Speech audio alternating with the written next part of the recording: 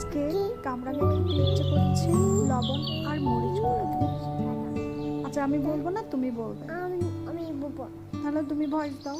আমি তো দিলে তুমি ডিস্টার্ব করছো। তাহলে তুমি বলবা না আমি বলবো? তাহলে বলো। কামরাঙা খেতে ইচ্ছে করছে, তাই কামরাঙা পাড়তে আমরা গাছে চলে আসলাম। এই তো পাড়া স্টার্ট করেছি। কামরাঙাগুলো একটু বেশ বড় বড় হয়েছে এবং একটু পেকেও এসেছে। খেতে ভীষণ মজা হবে।